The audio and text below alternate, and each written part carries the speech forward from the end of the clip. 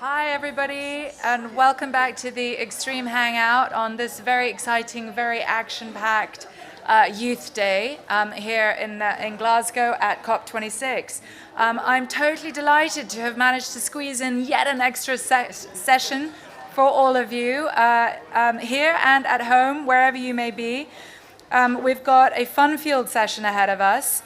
And we are going to discuss a future where art and science combine and collide. There couldn't be much more of an energetic title to a session if we tried. And it's my absolute pleasure to welcome to the stage, we have Beatie Wolfe with us, who's a musical artist, of course, and a United Nations role model for innovation. Just got to be one of the best titles I've ever heard. And Ssega, another musician and a science PhD and ambassador for EarthPercent. Welcome. Thank you so much for being here with us, and I'm going to let you guys take it away. Well, thank you very much for that introduction, Amber. And it's great to be here with Extreme and for the audience here and then everybody else who's watching virtually. And it's great to be here with Beatie Wolfe. Lovely to be here with you. Yeah, so because it's Global Youth Empowerment Day today, that's one of the actions today. What we thought was great, both of us, we've been talking beforehand, and what we wanted to show is what we do as musicians, and so you can see the impact, the reach, and the power just as musicians, as creative people, first and foremost, and then how that then filters into whether it's climate action, whether it's science, communication, and all these other different things. So we're going to show some videos, is that right? Yeah, so I think, because both Ssega and myself, we end up doing work that obviously has music and art kind of at the core, but it also goes into these different fields, science, technology, design, health. And a lot of these fields are typically very siloed, so they don't really connect with one another. And so I guess our work is sort of bridging some of these divides. So I think we're starting with a little trailer about my work that Avid Pro Tools did. This is some of the stuff in my studio that kind of keeps me happy and inspires me. This is an exhibition that Mark Mothersbaugh and I are about to have of our postcard project. It was this collective lockdown project where we asked everyone to mail us with a bit of their own mail art, something they'd created. And we got thousands and thousands and thousands of cards, which we weren't expecting. This is my mum's punk book. This was actually the first book on punk rock, 1977. X-Ray Specs, The Slits, Generation X, everyone, sort of at the time that it was happening in the UK. So I think for me, that sense of sort of childlike play and discovery, it's always been a part of how I work. When I think about the space broadcast I did with Nobel laureate Robert Wilson and how whimsical that was, and how that came about, I think that kind of keeping that alive, keeping that sense of playfulness and wonder alive is really vital. And I think all the best people I know are really kids on the inside. When we have to define ourselves, what are you? Are you an artist, or are you a musician, or are you a technologist, or whatever? I think labels are so limited. And for me, it just always seemed like, well, art is a 360-degree experience. Wherever it takes you, wherever that story takes you, whether it's into poetry or design or philosophy or science or health, those are layers that you're using to tell a story and ultimately create a richer experience. We think of ourselves as a language species, but actually we're a musical species. I think I just want to communicate that art is core to our humanity. Art and nature, those two things, we can't live without them.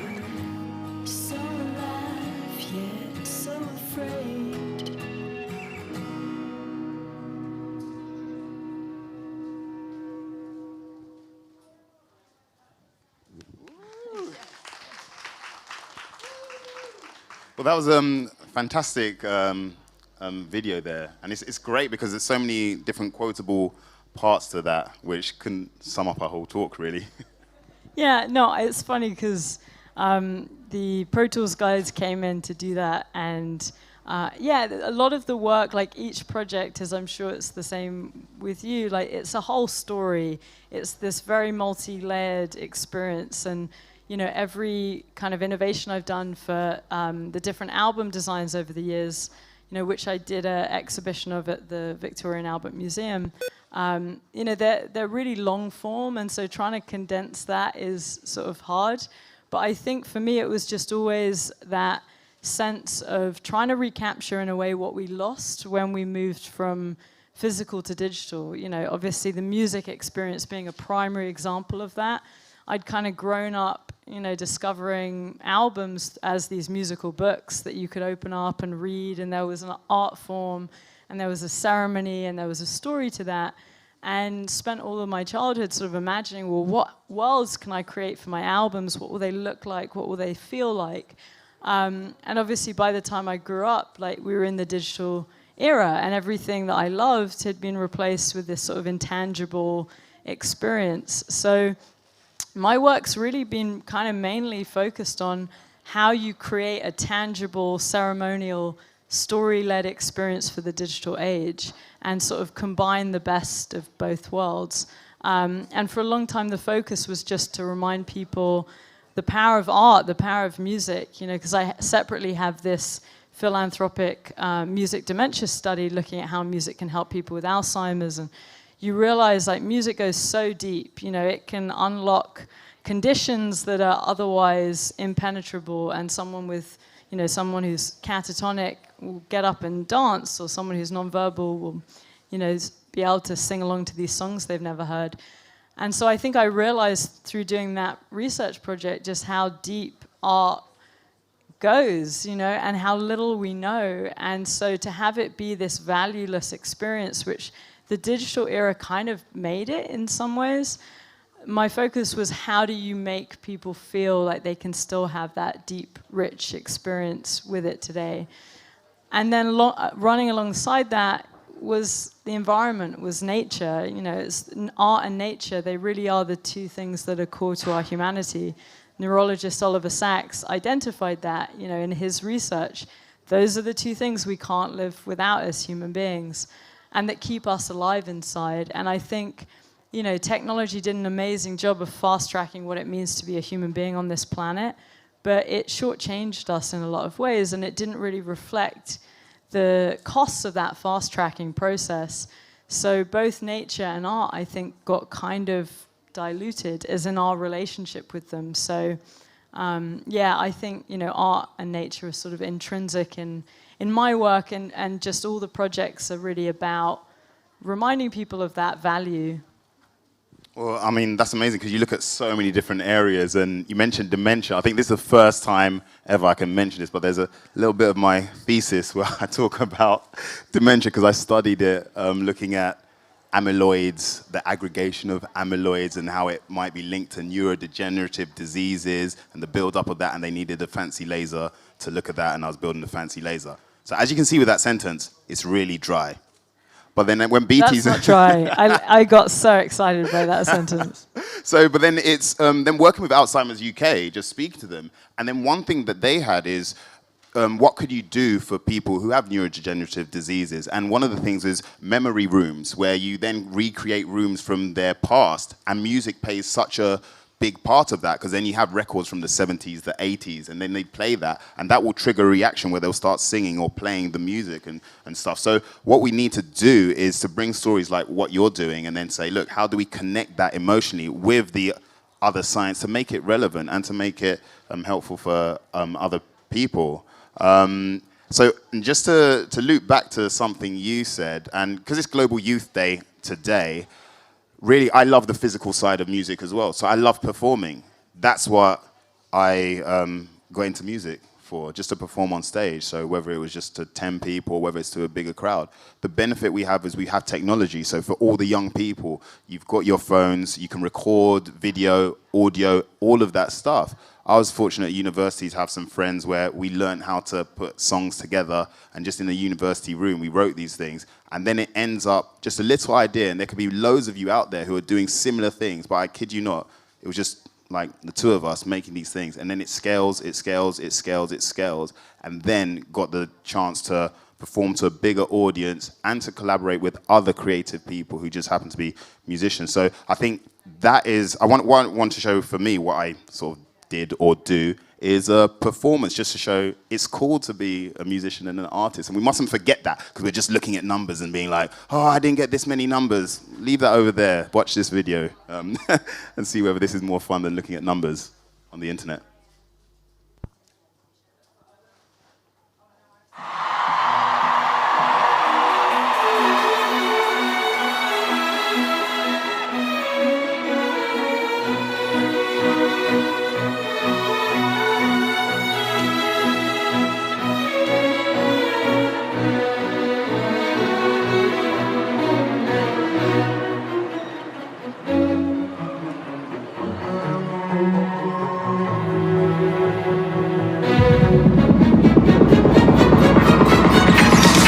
Skip a beat.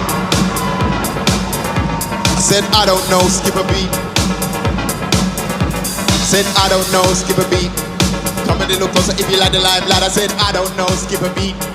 Come a little closer if you like the limelight.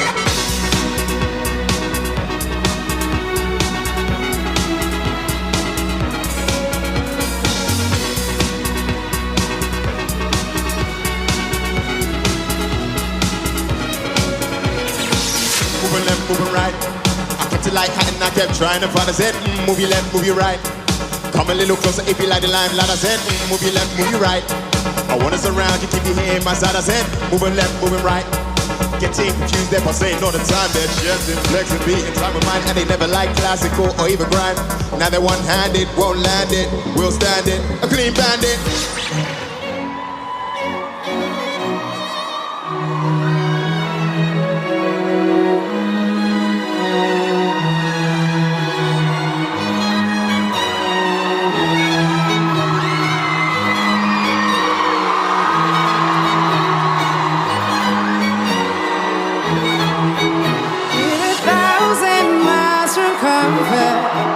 We have traveled land and sea, but as long as you are with me, there's no place I'd rather be.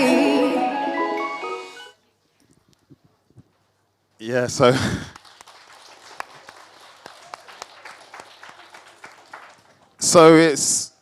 it's bizarre. It's bizarre seeing that I was younger, not wearing any socks, which my mom's like, is that fashion? I was like, yes, mum. But it's cool, and that's what we forget. It's the magic of that, but I'm telling you, it's like something where you've got the technology, you just make it in your room. It doesn't need a big label, it doesn't need a big machine, it doesn't need a big platform, and then it's an idea where you want to try something, and then you then have an audience like that, and then you can work with, that was a BBC concert orchestra there. So you can then collaborate musically. So then the question is, what do you do when you've got that audience? What's the next step? You know, what's kind of exciting? And I think we're talking at COP26, it's a climate conference. So it's like, okay, what's most pressing to you? So it's like, okay, if you've got a platform and then you want to talk about certain issues, then maybe you can turn your creativity to that. So now it leads me on to, Beatie, if you'd like to talk a bit how you use your platform and your connections to then do your creative projects.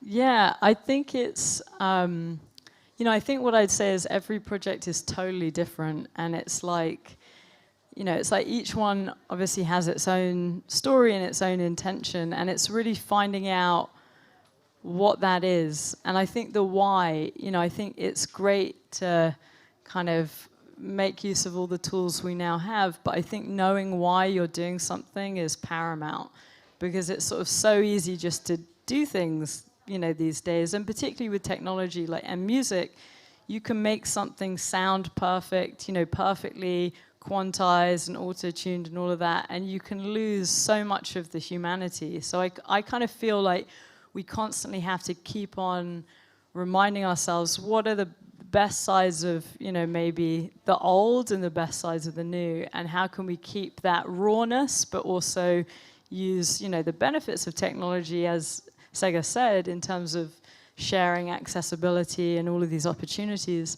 So yeah, I think for me it was, I end up working in kind of an unusual way, because I work with, neurologists or astrophysicists or or designers, very different types of people from different fields.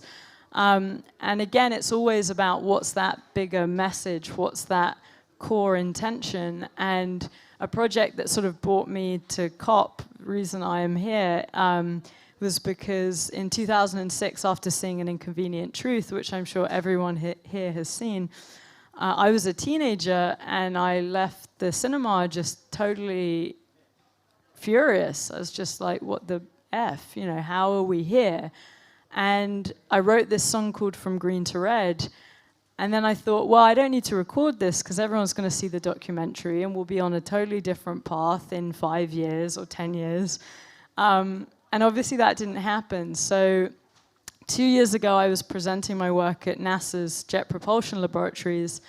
And one of the chief engineers there came up to me afterwards and said, look, I want to show you these atmospheric CO2 graphs. I think you'd be interested. And he pulled out all this data, and it was that same moment of just like, what the hell? And this was obviously now almost 15 years later. So realizing that data for so many people is so unrelatable and so intangible, and it's kind of out there, I wanted to find a way of making it accessible, making it inclusive, making it something that everyone could absorb, so we could really get a sense of where we are on our planet at this point in time. So I created a live dynamic weaving of 800,000 years of atmospheric CO2 data to represent the rising CO2 levels and human impact. And this was set to the song I wrote in 2006, From Green to Red. And this earlier this year was premiered or previewed at the Nobel Prize Summit, where I was speaking after Al Gore and David Attenborough. And then it was installed in the London Design Biennale as an interactive version where people could move their hands over the fabric to pull out the specific carbon data, carbon ppm, and planetary timeline date. And I think we're going to see just like a short trailer of this project. But yeah, it was very much about how can we communicate, how can I communicate where we are at this point in time in a way that everyone can get a sense of.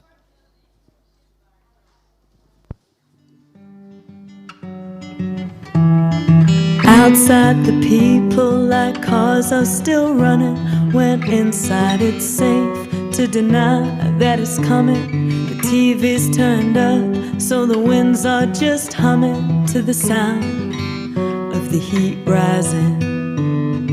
We don't want to hear that the problem is us, so we live like we want in our own universe. 'Cause man thinks he's God in a devilish way. We're too proud to see what we won't even say. We don't wanna know, don't wanna know, don't wanna know, don't wanna know. No, we don't wanna know, don't wanna know, don't wanna know, don't wanna know.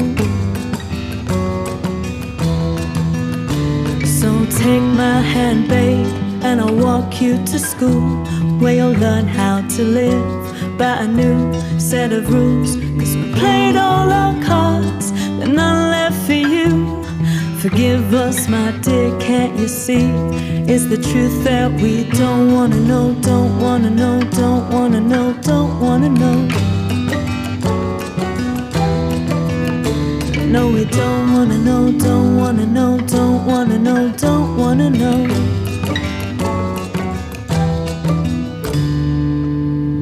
What happened to love? Is it out of date? Turn back, there's so much here to say. What happened to love? Is it out of date? Turn back, there's so much here to say. Turn back.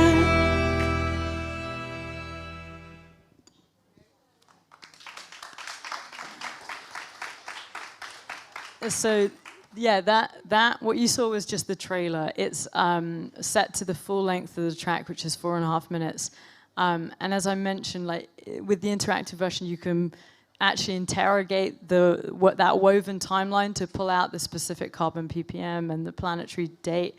That was a projection, so it's been projected onto the Armadillo building as part of COP, which is lovely.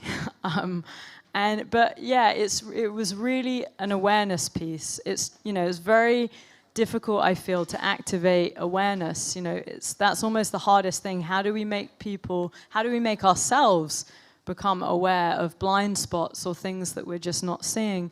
But I think once you're aware of something, it's almost impossible to go the other way. It's almost impossible to be unaware. So this very much was about just creating that awareness piece that hopefully can, make people see where we are. And then it's fantastic, and also seeing it there as well. And what other places have you taken this? Well, so 2 years ago, the last time I was in the UK was for the Barbican was commissioning a documentary about my work. So we did like a beta installation of it there. And at that time, I thought like, maybe one person will like it or write about it. I didn't think anything in terms of where it was going to go. It was, in my mind, it was just something that I very much wanted to do. And then after that, it was at the Nobel Prize Summit. It was at the London Design Biennale. It's going on to the National Academy of Sciences and TED Women and a whole bunch of places. So yeah, it's kind of been quite a surreal journey, but that's also the feeling I have. I think with a lot of the projects, you don't really feel like it's not really about you at all. And that's actually what I feel great art does or is. It's not really about the artist, it's about the work and what the work's saying. And I think in some ways our culture has got a bit narcissistic because of the rise of probably social media and all that stuff, where it's like so much about the personality and the identity of the artist. And for me, it's always been like, I don't really care about me, like just let the work speak for itself. And I get just a lot of pleasure out of seeing people be moved or inspired by something and then, wanting to play their part in this conversation. I think that's a really beautiful point. I know it's not about you, but can we just get a clap for all the places she's taken this? So, and before linking on to something else, I've just got a question. In terms of, so you started off with the first project with so it was going to the song, and then you put this together. What would you say to another artist or musician or creative who, in terms of making that first leap to say, okay, look, let me try and do something with combining science or activism or something like that to bring something different into their practice or their output? What would you say to quell their fears or inspire? I'd say just really, and it sounds like a sort of, one of those quotes you get on a little tea bag slip. But no, I just say do what you're passionate about and follow your vision. And I think one of the biggest things is don't be afraid to ask. So many of the projects, the space broadcast with the Nobel laureate Robert Wilson, which was totally serendipitous. It was just because I asked him. We were standing in front of the horn antenna, and I just said, "You've used this to, receive, but have you ever used it to transmit?" And he was like, "Well, no." And I was like, "Oh, well, in theory, could we?" And at that point, it wouldn't work because of something to do with the horn antenna. But he then made an update to it, just to do this space broadcast that, I had in my mind. I feel like so much of the time, if you have your vision and you're inspired by what it is you want to say or share, you then go approach those people that could be interesting collaborators or facilitators. They will so likely jump on board if that vision is really clear. And I think also just not being scared that if you're in a room with people that you think are experts in a particular field, again, working with Bell Labs and all these engineers, double PhDs doing this anti-stream, so much of so many people, and myself included, would be like terrified to be like, oh no, let's not do ambisonic audio, because you think these people are experts and you kind of want to let them lead. But, my dad always used to say to me, and I never understood it, it was the weirdest quote, and I think he made it up, but then when I got older, it really resonated, and the quote is, "The eye of the farmer fattens the pig." Basically, if you're the farmer and it's your pig, no one's going to see the things that you see. Like, even you overseeing that pig's well-being, you're going to spot things that other people won't spot. So I think never underestimate the power of your unique vision and perspective, and don't be afraid to ask, and trust yourself, even if you're in a room with people that you feel like maybe, they might know better. No, you know better if it's something that you really see in your mind's eye. Yeah, I mean, I completely agree in the sense that it's surprising what might come around and who might see something and then where that fits. And I think we're in a very interesting time just because connectivity and different platforms, be it through streaming, whether it's on YouTube or streaming for music, it's much easier to get voices from different areas, whereas before it was just dominated by the country that you're from. So we can actually get voices from different parts of the world and then just hear their truth. And it's surprising, even myself. So lockdown happens as a musician, well, coronavirus, the crisis. I'm not sure how you found the whole process as such, but for me, it was the first time in a while where I was stuck in South London and I had to do something with my time. And then fortunately, Julie's Bicycle, an environmental NGO, who are brilliant, they asked me to apply for a commission where they were looking for an artistic response to the climate catastrophe for underrepresented voices. And this Season for Change is a program with arts admin as well. And so I looked at it and I was like, who am I? And for me, I'm a black man in South London. So there was a story about Ella Kissy Deborah, a schoolgirl who is now officially the first person to die from air pollution. And often we're here in Glasgow, we're here in the United Kingdom, we're here in Europe, the continent. A lot of people think that climate change is happening elsewhere. But if you live in a city, the UK is breaching the World Health Organization levels on NO2, and so our air is toxic and it's illegal. So for me, I was like, look, let me look at my local community and let me try and tell that story, saying, look, it's not just over there where sea level rises, it's right here. Probably in Glasgow, it might be breaking the limits as well. So I was like, look, how can I tell my local story? And then surprisingly, and this is it's a scientific story with a musical output, but then it's a human story because we're artists, but we're humans and we live. We pay our taxes, and taxes should be going towards cleaning our air and providing fresh water and everything else like that. And then it got picked up, to my surprise, to be in this series, Seat at the Table, and this is the trailer for Seat at the Table, and bringing loads of different voices from across the UK and some from across the globe as well. So it goes to show, even myself, where I was quite new, it's not like I've been doing activism for a long period of time, but if you create something with your voice and your own truth and your narrative, then it can fit in a story. So this is a trailer for Seat at the Table, which had a screening last night.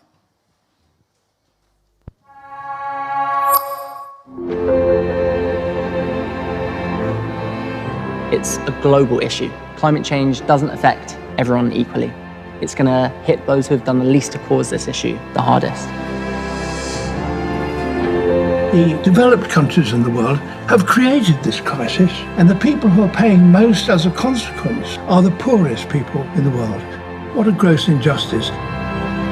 I'm speaking with those who don't have a seat at the political table, gathering stories on my journey to COP26 in Glasgow, where I'll show them to world leaders, the decision makers who hold the future of life on Earth in their hands. Hope isn't just sitting back, wishful thinking. Hope for the future depends on each one of us doing our bit. This is where we go. We need to hear from the people who are on the front lines of this issue. We're stronger when we work together. We have a very short window. Our survival is at stake. Together we can achieve this.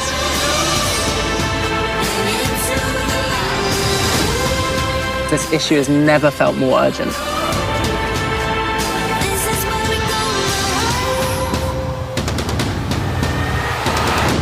And there's never been a more important time to take action.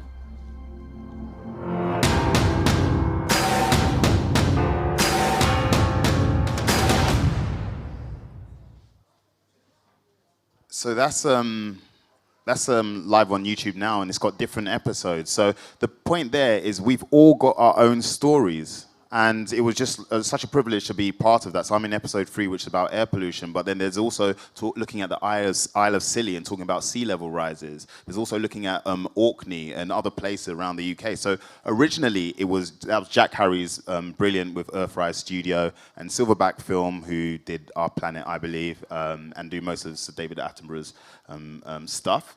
But it's fantastic because it's reaching out to a different audience. So Jack Harris is a YouTuber and was involved in Extinction Rebellion at the early stages. But as you're seeing with everyone who's involved there, it's all of us finding our voice and having our stories and then getting them put out and finding your creative outlet. And by making maybe a film like this, or maybe making a song, which we'll see shortly in a second. And I think that's the exciting thing for everybody. And I honestly, you should watch all of the different episodes of this series, because originally it was going to send a seat around the whole entire globe, but then with COVID, it just focused on the United Kingdom. And then it turned out, watching the series, I didn't know all of the different climate issues. We hear about flooding when that comes across, but there are so many other issues around the UK, and they need a voice. So even if you're from the UK, don't say, oh, I've got nothing to say on this. You know, you could be from a city, you can be from Copenhagen, you can be from Amsterdam, you know, you can be from Lima, you can be from anywhere. But, you know, if you've got a voice, it can then be picked up to then be part of a bigger thing. And then you get so much pride to be part of a bigger movement and something else. For myself, this was the video that was commissioned by Season for Change, Julie's Bicycle and Arts Admin, bringing in the voices of the black community into, I want to spotlight my area where I grew up, because whenever you see inner city area, you'll just hear of the crime. You'll just see grey buildings, social housing and stuff like that. And there's a road called the South Circular that goes through, and it's a very congested road. And it's one of the things when we think about its science, but also there's politics behind it, because you look where you live. If you're from a low-income area, you might not have that much say. You've got to ask yourself, why is this truck coming through my area? Is it providing business, growth, and wealth to my area, or are we just the thoroughfare to be cast aside because it's taking money from A to B, and it doesn't matter about us here? And there's a lot of climate anxiety, but what I wanted to do is to do something which is positive and to send something which was optimistic and show there are people who are on the front line of the climate catastrophe, and they might be closer than you think. You might see them in your supermarket, you know? And with air pollution, it's the sort of thing where you can be in a really snazzy area in London, but then it doesn't matter like how rich you are, it's really hard to outrun air pollution. You know, sea level rises, you might buy a bigger house up on the hill, but air pollution is something you can't really escape. So it's something we all need to come together to do that. No, I just say it's a leveler, like COVID has been. Exactly. You know? Yeah, so this is Our World.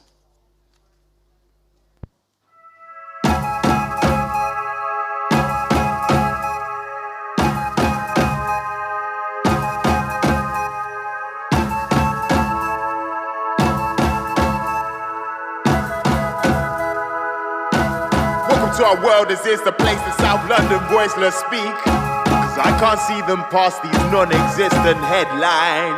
If divide and conquer got us here, and oil prices are your fear, cause black gold is not the people, it's your mineral extraction. We don't need hyperbole or distractions. Give us the facts, we don't want the factions. We have the people, we have the stories. Show us the pictures, not allegories. More than just the posters on the street. This is where we live, die and eat. So if you wanna break bread with me, then come and take a seat. Do we really care? Yeah. Do we really care? Yeah. Do we really care? Yeah. Do we really care? Yeah. Do we really care? Yeah. Do we really care? 'Cause we'll fight for our rent. Welcome to our world, South Circular. It's more than a thoroughfare for people who want to live, breathe and reside here. And if peaceful protest is to be banned, is it not underhand? For those of us who don't want to work hand in glove, we just want to have a hand in love. Look after your family, stay alive, please. HGV 6 axles, 44 tons, 2 inches and 54 foot on top of that. As it circles around ourselves, happily chugging and leaving our children's lungs black. NO2 means something to me, but what does it mean to you? Or do you not care? Because you think you're in an area that's for the well-to-do. But it's not about wealth or taste. Carbon monoxide will get to you too, no haste. Now let's see what will happen. Respiratory bad patterns can't even get the man at the top. He survived it, others did not. 150,000 plus can't be forgot. So please let us breathe before the breathing stops. Care? Yeah. Do you really care? Yeah. Do you really care? Yeah. Do you really care? Yeah. Do you really care? Yeah. Do you really care? 'Cause we'll fight for our rent. Welcome to our world. Welcome to our world. Welcome to our world. Welcome to our world. Welcome to our world. Welcome to our world. Welcome to our world. Welcome to our world. Welcome to our world. Welcome to our world. Welcome to our world. Welcome to our world. Welcome to our world. Welcome to our world. Would you fight for your rent? Would you fight for your rent? Would you fight for your rent? Without looks of despair. Would you fight for your rent? Would you fight for your rent? Would you fight for your rent? 'Cause we all need to care.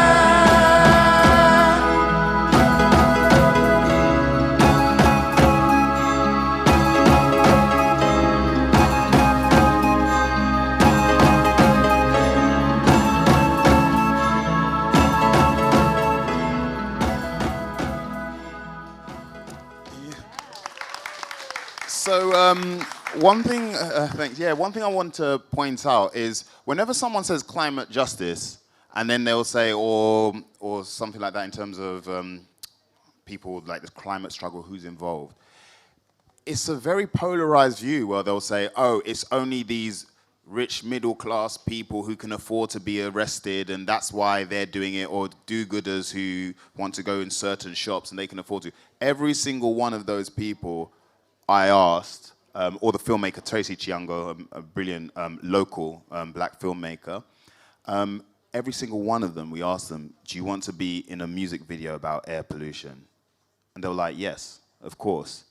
So, and then that's why they're there. So it's to dispel the myth, and part of it is to actually make the art, to do something, to go to the different communities and say, look, do you want to be involved in here? Here's a platform where I can go and I can show it in different places. But this should dispel any sort of media myth where it's only a small subset of, or certain part of society who care about climate change. Because these people, they've been caring about climate change for a long period of time. They've been caring about science. They care about science. If you translate to say, oh, look, NO2 is affecting you, and a poor young schoolgirl died because near her school, the cars are idling. You know, so it's finding that language, and then you see how it affects them. And if you can then bring something where I'm not trying to go, well, that's like my area. So I'm not going in like a voyeur and say, oh, look, poor you, you know, you're in this terrible thing. It's like, no, actually, we're here and we want to fight for our air. So in terms of uplifting stories and going to different communities, how have you found that? So you're from the UK originally, but then now you're based in America, in LA, and you've done some great stuff going to find different stories, and you're uplifting different stories. So can you tell us a little bit about that? Yeah, absolutely. That was so beautiful and so powerful. And I think actually there's a sort of thread, because it's also, for me, like, it was about things hidden in plain sight. You know, things that are literally there, but that we can't see. And obviously, air pollution, we can't see it, you know. Same with, you know, carbon levels. So it's sort of making that which is invisible and visible, but also some things that are visible and still hidden in plain sight. So I've been working on a series of sort of eco-documentaries, looking at that bridge between art and nature, but really telling local stories, Californian stories that are about initiatives really to rewild and replant, you know, a lot of the aquaculture or a lot of the urban landscape that is sort of has been decimated or is lacking. And so the first of these was an urban wood project really about planting throughout California, planting the right trees in the right environments, a lot of the time in lower income neighborhoods where they lack, you know, tree canopy coverage. And then thinking about the tree differently. So at the end of life, instead of it becoming firewood and tinder, and then obviously all the carbon gets released back into the atmosphere, it becomes a guitar or it becomes a house. You know, that wood is actually used for the first time as something else, which then effectively is a carbon bank. So that was the first of these stories, and the second was working with Noah on this rewilding the West Coast aquaculture, this initiative really to bring back the species of abalone, which is, you know, it's like a mollusk, a sort of large sea snail that, you know, even 50 years ago, any Californian would remember pretty much if you chatted with them walking into the ocean and just pulling these out. You know, they were so abundant. And now they're pretty much non-existent, as is the, you know, kelp forests. And yeah, no, I'm getting a sign that I need to wrap this up. But basically, you know, kelp forests are the ocean's most effective carbon capture system. And that has gone down to 5% of what it was all along the Californian coastline. The abalone is one species that is part of that habitat that has basically been lost, potentially now forever, may not be restorable.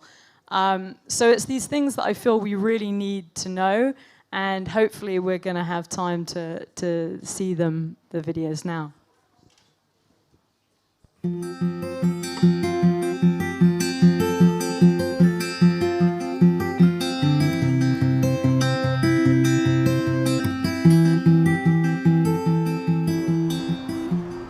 Yeah, so we're at the big tree in Glendora. And this is a great example of the right tree in the right place. It was planted in, I think, 1880, so it's like 150 years old. And we're here because I have an environmental protest project, which I've been working on for a while now, which comes out next year. It'll be at the London Design Biennale. And it's basically a way of presenting 800,000 years of historic data, specifically CO2 in the atmosphere, as a sort of woven timeline and a protest song and a reimagining of the music video format. So that's sort of why we're at this big tree. John, where are we? Right now we are at a urban wood recycling facility for West Coast arborists in California. Nice. So you've got sycamore, redwood, Sequoia sempervirens. Above that, deodar cedar. We've got ficus right here, more redwood, the state tree. And some chamois ash over there. And some chamois ash over there. So you were saying there's, what, like 30 species? Yeah, the average city in California has about 150 species that are regularly planted. With certain cities like San Luis Obispo or San Diego, they have over 900 different species. So we've found about 45 or 50 species that are, you know, generally around that have a high-end use and that are worth capturing, and, you know, they're more valuable as a wood product instead of as firewood or mulch. You know, they say about half the weight of dry wood is pure carbon. So, like, let's say, for example, this weighs 2,000 pounds. There's 1,000 pounds of carbon being stored inside the wood, you know. So if you make firewood, it all goes back up into the air. If you make a wood product, almost works like a carbon bank, right? The tree grows, absorbs the carbon, then it gets stored. This is the best looking Swiss bank I've ever seen. I totally agree. We take this out here, we make a little tree well, pop this baby out, plant it in the ground, and 60 years later, maybe even more, you have a guitar to play. We planted the tree over there just because it felt like a good spot based on not being near any power lines and not being around any other big trees, but also, as you can see, it's kind of a place that could do with some shelter from the sun and just another tree in general. So yeah.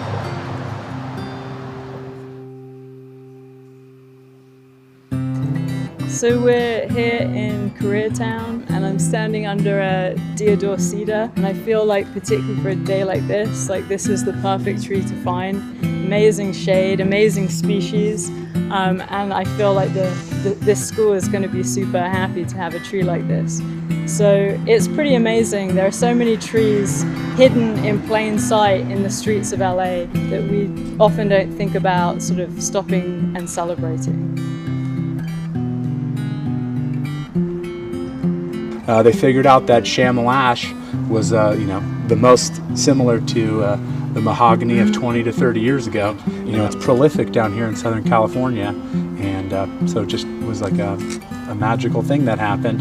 And they realized that, there is a higher end use for this chamois ash that was once going in the green waste stream.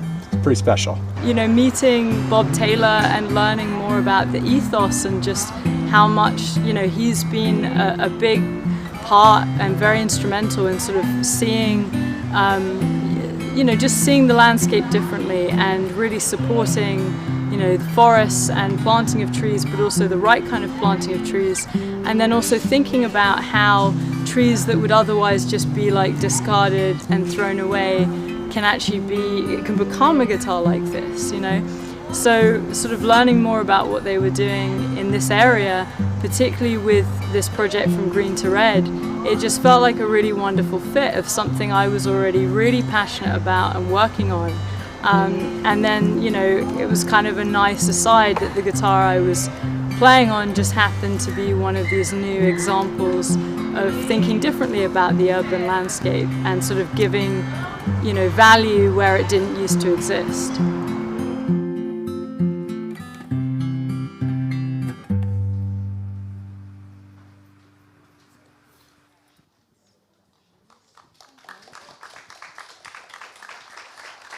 I mean, that's fantastic because, and that's, I think, the crux of everything, because there's science behind it, and I learned something from that video, which is just a different way of thinking about things. So there's science behind it, and then through the culture, it's then linking into something else, because one of the things we're talking about, coming back to air pollution, there's a new phenomenon in London where people are putting wood fire stoves back into their living rooms because they look fashionable and they look trendy.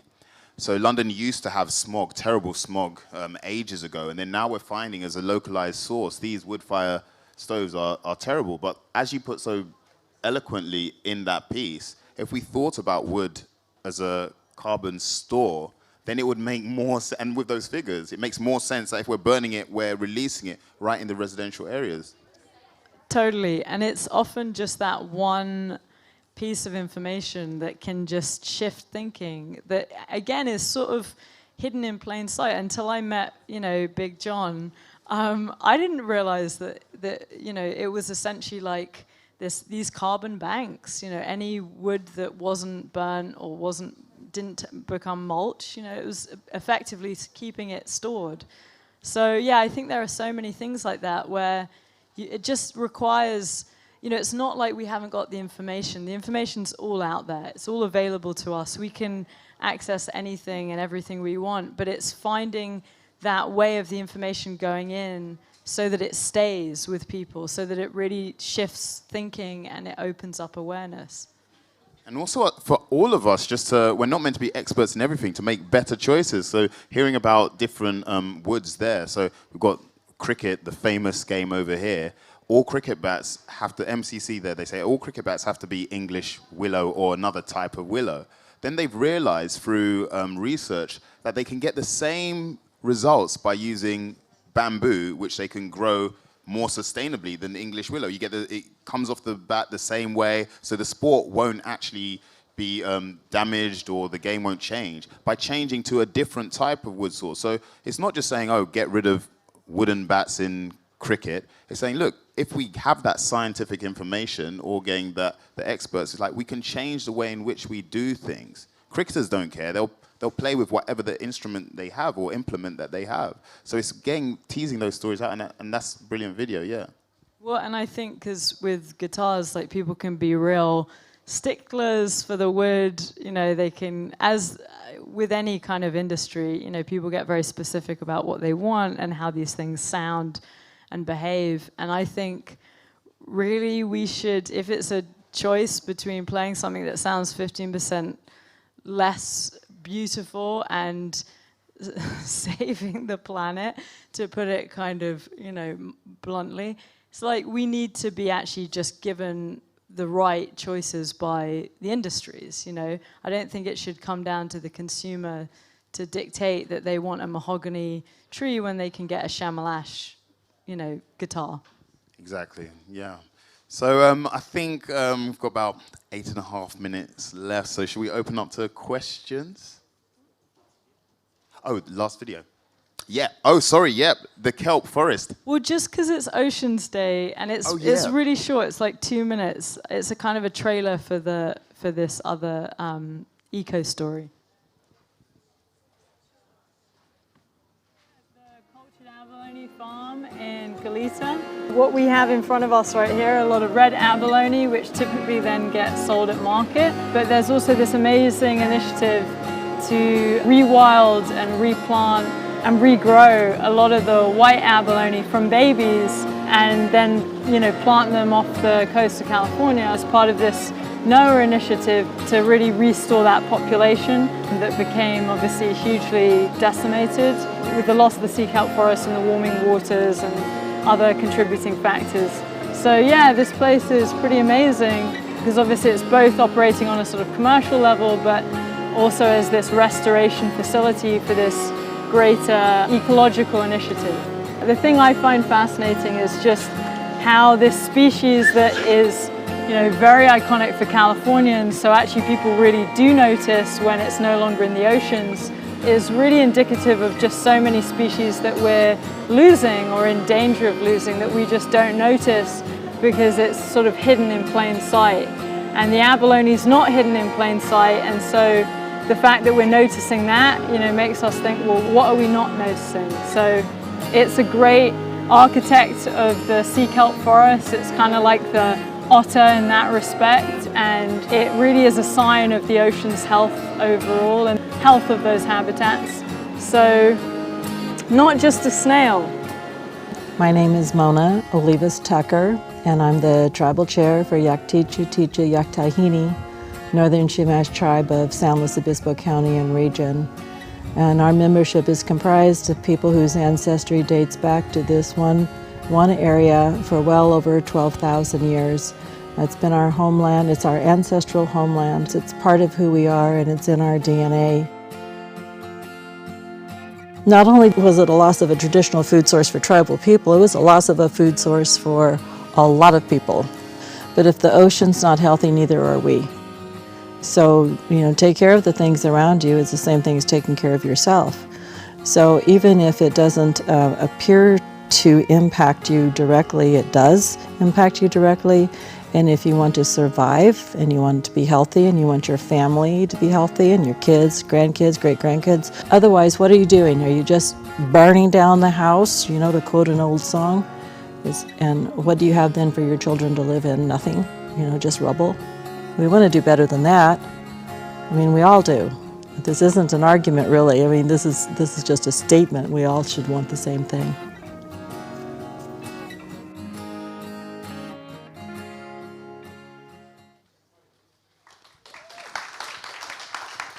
And naturally, that is an absolutely brilliant video because also it ties into something I just wanted to say is especially for Extreme Hangout, thank you for having us here. So in Seat at the Table, Lauren McCullum, from Orkney Islands, one of the contributors, she's a snowboarder and an extreme mountain bike a racer, a rider.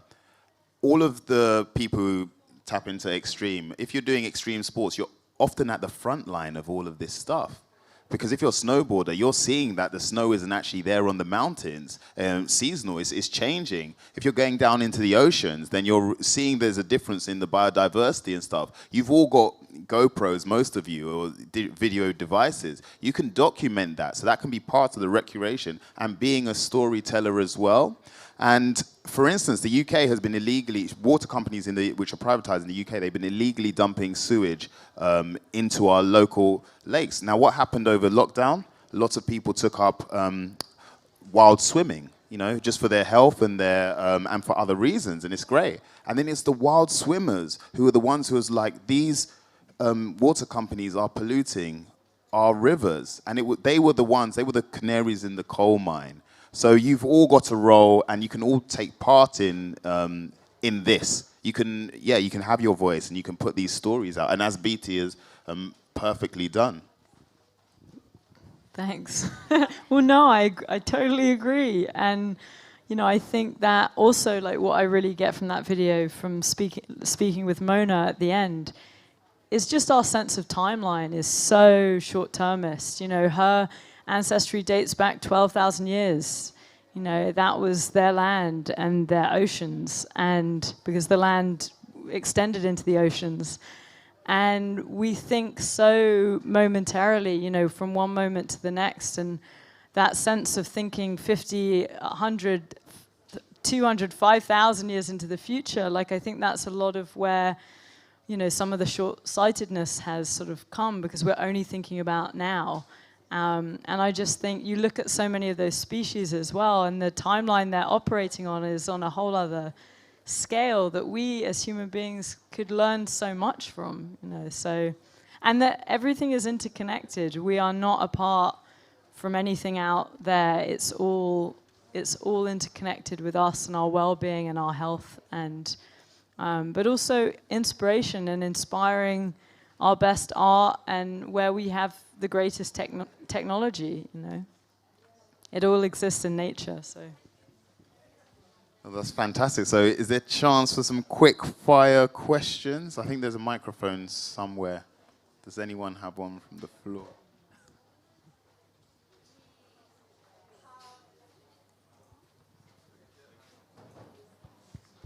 Okay, we have some questions online. Thank you both so much. It's been amazing. I guess we've got time for one or two, so I'll put them together. Basically, what's next for you both? It's come up a few times, so.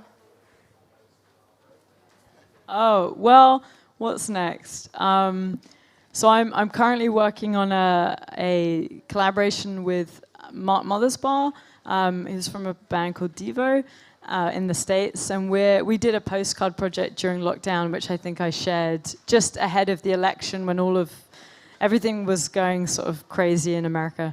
And we're now working on something with CERN particle physicists to take their experiments and translate it into a sonic composition. So that's kind of one out there project. And then I'm doing something taking code pioneered by Hedy Lamarr in World War II, frequency hopping code, and using that to present my next record as a secret communication system. So yeah, 2 random projects. I'm going to make some more music. I think for myself, what I want to do is just to show other artists and other creative people, because that was Lewisham, my borough. It's a small part of London, but there are 300,000 people that live there, and then my campaign reached about 100,000 of them. So there are 2 neighbouring boroughs, Lambeth and Southwark, where I'm hoping to reach out to more communities. There's a Colombian community there, and getting more, as Beatie said, indigenous voices and diaspora voices into the mix is important. So that combined in that little part of the most densely populated part of London is 900,000 people. So even if I can do something around there, then it can relate to other big cities across Europe and around the world, because by 2050, a huge majority of people will live in cities. So we need to start thinking about these problems that I'm seeing now. It's going to affect more people. So again, and hopefully just to keep enjoying. If I'm intrigued and fascinated, then hopefully that'll make good art. And then hopefully just to show other artists and creative people. I'm inspired by watching Beatie, and if I continue, the game's not up.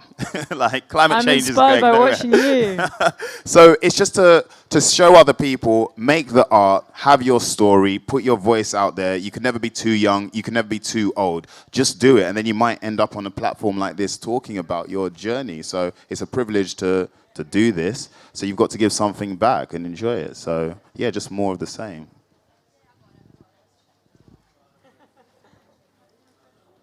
Oh. Hi there. Yeah, just really enjoyed your talk. Both of you work's really amazing, but it's quite a big question, so I'll try and make it quick. But just thinking about, when you're talking about punk, and in the 70s and 80s, there was such a youth culture explosion, and so much of that came from working class backgrounds. And since then, social mobility has really declined, particularly in this country, and we have a very unequal society. And it just concerns me that a lot of the voices that are really rising to the top are from a very certain demographic.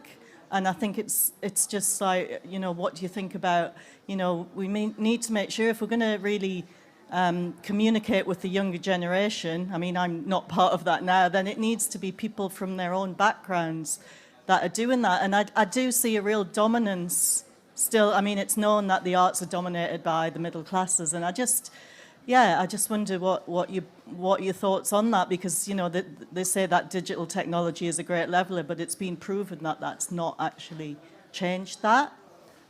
So yeah, everyone needs to feel, so like someone from a council flat in the East End of Glasgow is going to be up here and traveling the world and doing these amazing projects, and I just feel a bit pessimistic about what I see that happening. Let me just jump in on that, because I think that's an absolutely brilliant question. And I think it comes to the nub of this. Climate justice is social justice. So the point is, if the world is becoming more and more unequal, then we need to do something about it, because that's like the elephant in the room. So for my arts project, for instance, that was in lockdown. So yeah, there was a video, but then I made loads of comics to print out, because digital poverty is a big thing. So there are loads of people where they don't have access to the internet as easily, but should they be cut out from the arts? So I did that, and then I go into local schools. Also did something with Liverpool, for Liverpool Light Night, with metal up there. And again, what I found was the same issues. Again, they don't have the same ethnic demographic as my part of London. However, the kids in Toxteth are suffering the same. So that story is not a north-south divide, as the newspapers might want to say, where it's London dominated. It will affect people in this part of Glasgow, in Liverpool, in South Shields. It will affect people everywhere. But we need to that's why climate justice is social justice, because of all of the inequalities, what we need is to look at in the UK, just speaking about the UK, money needs to go to the people who've been hit the most, even by the pandemic as well. They have the least resources, so we need to do something. So personally, I'd have universal basic income. And if you got universal basic income, you had the dole before. That's why people from Liverpool and from other parts, they could afford to make music. Now they can't, because they're going to get sanctioned, saying, why aren't you going to work for Tesco? And then Tesco is going to, with automation, is then going to make you lose your job. So what do we do with people? How do we make that transition, even for people who work, like when we see the coal mines, they shut that down, which was good, but then what happens to the people? So we need to look at the flow of money, where it's going, to make sure our brightest and best, it can come from anywhere. It's not all coming from Eton.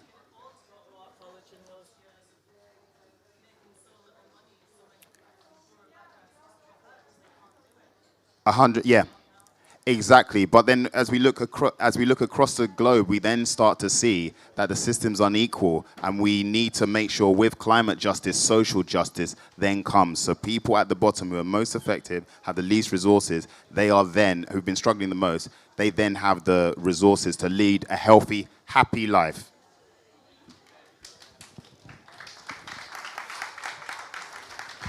So to ramble on to that, is there anything?